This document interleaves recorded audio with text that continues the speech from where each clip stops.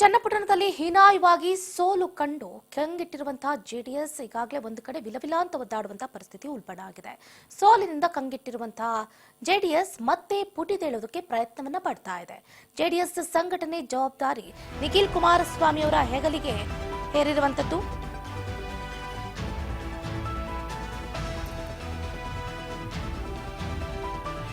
ಗಮನಿಸ್ತಾ ಇದ್ದೀವಿ, ಈಗಾಗಲೇ ಒಂದು ಕಡೆ ಏನಾಗ್ತಾ ಇದೆ ಅಂತಂದ್ರೆ ಜೆಡಿಎಸ್ನಲ್ಲಿ ಹೀನಾಯವಾಗಿ ಸೋಲನ್ನ ಕಂಡಿರುವಂತಹ ನಾಯಕ ನಿಖಿಲ್ ಕುಮಾರಸ್ವಾಮಿಗೆ ಈಗ ಒಂದಾದ್ರೂ ಜವಾಬ್ದಾರಿಯನ್ನ ಕೊಡಲೇಬೇಕಾದಂತ ಪರಿಸ್ಥಿತಿ ಉಲ್ಬಣ ಆಗಿದೆ.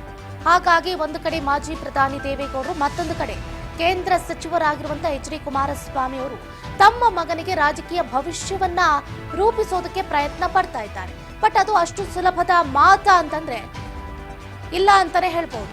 ಚನ್ನಪಟ್ಟಣದ ಜನತೆಯೂ ಕೂಡ ಈ ಬಾರಿ ನಿಖಿಲ್ ಕುಮಾರಸ್ವಾಮಿ ಅವರ ಕೈ ಹಿಡಿಲಿಲ್ಲ. ಈ ಹಿಂದೆ ರಾಮನಗರದ ಜನತೆಯೂ ಕೂಡ ಕೈ ಹಿಡಿಲಿಲ್ಲ. ಅಷ್ಟೇ ಅಲ್ಲದೆ ಮಂಡ್ಯದ ಜನತೆಯೂ ಕೂಡ ನಿಖಿಲ್ ಕುಮಾರಸ್ವಾಮಿ ಅವರ ಕೈಯನ್ನ ಹಿಡಿಯುವಂತಹ ಪ್ರಯತ್ನವನ್ನು ಕೂಡ ಮಾಡಲಿ. ಮೂರನೇ ಬಾರಿಯೂ ಕೂಡ ಮುಗ್ಗರಿಸುತ್ತಾರೆ ನಿಖಿಲ್ ಕುಮಾರಸ್ವಾಮಿ. ನಿಖಿಲ್ ಕುಮಾರಸ್ವಾಮಿ ಅವರ ಎದುರಾಳಿಯಾಗಿ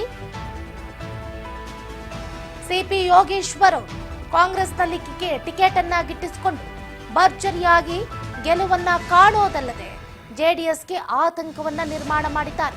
ಹಾಗಾದ್ರೆ ಆ ಆತಂಕ ಏನು?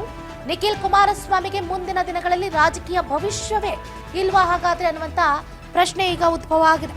ಜಸ್ಟ್ ಬಿಕಾಸ್ ಗಮನಿಸ್ತಾ ಇದ್ದೀವಿ, ಒಂದು ಕಡೆ ಜೆಡಿಎಸ್ ಸಂಘಟನೆ ಜವಾಬ್ದಾರಿಯನ್ನ ನಿಖಿಲ್ ಕುಮಾರಸ್ವಾಮಿ ಅವರ ಹೆಗಲಿಗೆ ಕೊಡಬೇಕು ಅಂತ ಆಲೋಚನೆ ನಡೀತಾ ಇದೆ.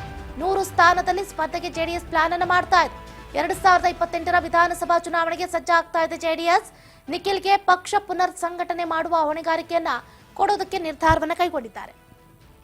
2028 ಟಾರ್ಗೆಟ್ ಮಾಡಿಕೊಂಡಿದ್ದಾರೆ. 100 ಕ್ಷೇತ್ರದಲ್ಲಿ ಸ್ಪರ್ಧೆಗೆ ಪ್ಲಾನ್ ಅನ್ನು ಹಾಕೊಂಡಿದ್ದಾರೆ.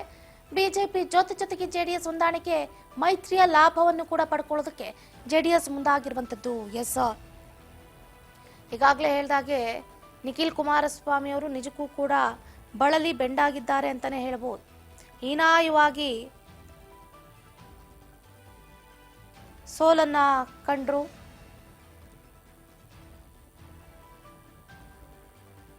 ಈಗ ಅಟ್ಲೀಸ್ಟ್ ಪಕ್ಷದಲ್ಲಿ ತಮ್ಮನ್ನ ತಾವು ತೊಡಗಿಸಿಕೊಳ್ಬೇಕು ಅನ್ನುವಂಥ ನಿಟ್ಟಲ್ಲಿ ನಿಖಿಲ್ ಕುಮಾರಸ್ವಾಮಿ ನಿರ್ಧಾರವನ್ನ ಕೈಗೊಂಡಿದ್ದಾರೆ.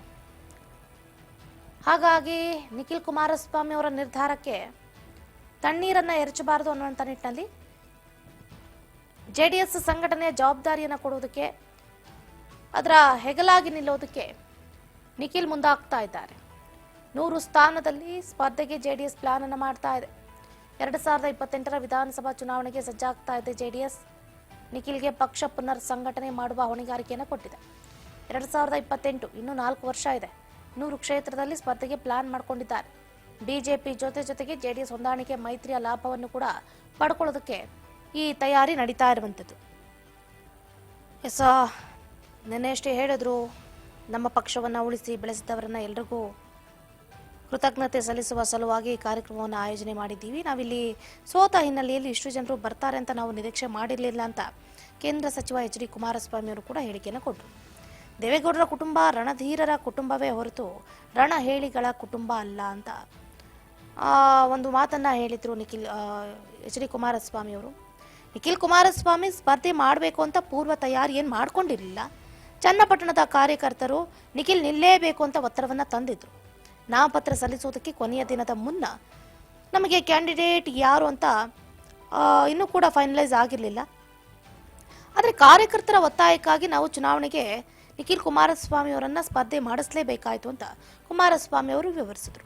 ಅದೇ ಸಂದರ್ಭದಲ್ಲಿ ದೇವೇಗೌಡರ ಕುಟುಂಬ ರಣಧೀರರ ಕುಟುಂಬ,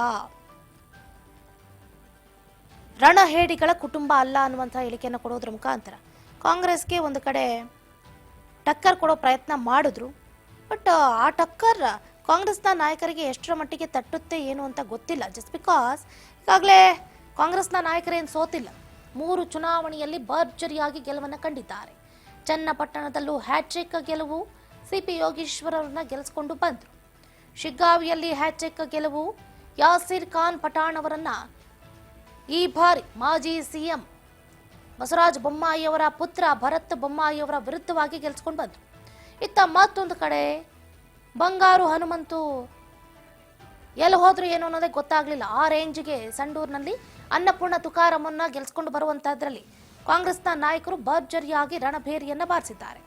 ಸೊ ಹಾಗಾಗಿ ಈಗ ಎಚ್ ಡಿ ಕುಮಾರಸ್ವಾಮಿ ಅವರು ಏನೇ ತಂತ್ರಗಾರಿಕೆಯನ್ನು ಮಾಡಿದ್ರು ಕೂಡ ಆ ತಂತ್ರಗಾರಿಕೆ ಎಷ್ಟು ಮಟ್ಟಿಗೆ ವರ್ಕೌಟ್ ಆಗುತ್ತೆ ಇಲ್ಲ ಅನ್ನೋದೇ ಪ್ರಶ್ನೆ.